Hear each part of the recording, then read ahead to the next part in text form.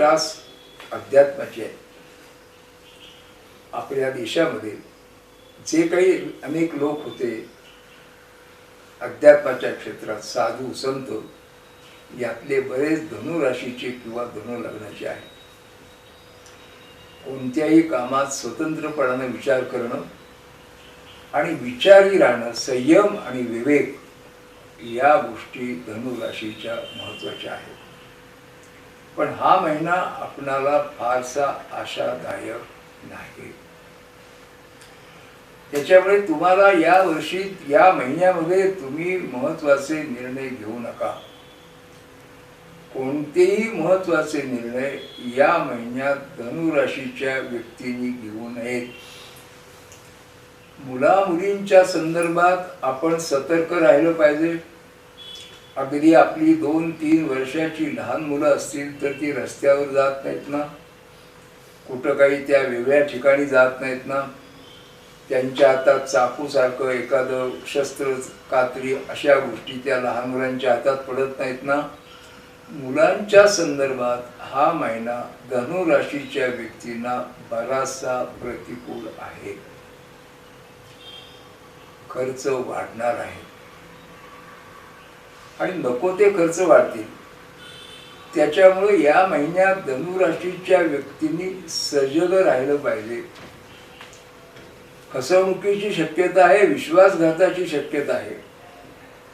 कोणावरही अवलंबून राहू नका. कोणाच्याही आश्वासनावर विसंबून या महिन्यात धनुराशीच्या व्यक्तींनी राहू नये. आणि खर्च होणं, जर तुम्हाला लांबचे प्रवास असतील आणि ते टाळता येत असतील तर ते टाळणं जास्त महत्त्वाचं आहे.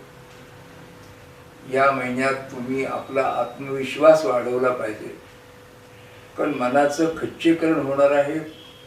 मनामध्ये नको ते विचार येणार आहेत, नको त्या गोष्टीवर खर्च होणार आहेत.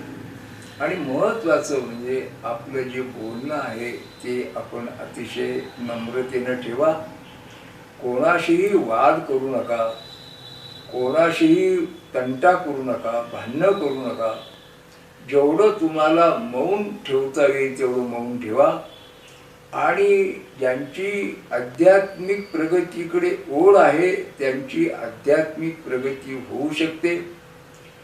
परंतु या महिन्यामध्ये धनुराशीच्या व्यक्तींना फारसं आशादायक चित्र मी रंगवू शकत नाही. कारण या प्रत्येक गोष्ट शेवटी त्या ग्रहांच्यावर असते. त्याच्यामुळे धनुराशीच्या व्यक्तींना महत्त्वाचा जो मंगळ एक ग्रह आहे, आपल्या बुद्धिमत्तेचा, विचाराचा, तोच 12व्या घरात जाऊन बसणार आहे.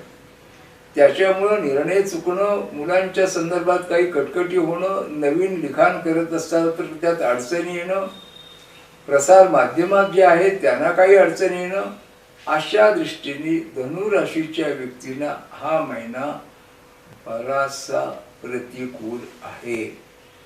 तेव्हा मोठे व्यवहार करताना, आर्थिक व्यवहार करताना विचारपूर्वक करा. कुठेही सह्या करताना विचारपूर्वक करा. या गोष्टी आपण मनात ठेवा. जेवढं सजग जागरूक राहता येईल तेवढं राहा. आणि हे जे आपण आत्ता भविष्य सांगितलं, या महिन्यात सांगितलं जरी असलं तरी हे सर्वसामान्य आहे. प्रत्येक गोष्ट तुमच्या पत्रिकेमध्ये आरोग्य काय आहे, व्यवसाय काय, आर्थिक लाभ काय, हे पाहावं लागेल. आणि म्हणून तुम्ही आमच्या या चॅनलला सबस्क्राईब करा, तुमच्या कमेंट्स टाका. आणि तुम्हाला जर भविष्य पाहायचं असेल तर संपर्क ठेवून आपली पत्रिका आपण पाहू शकता.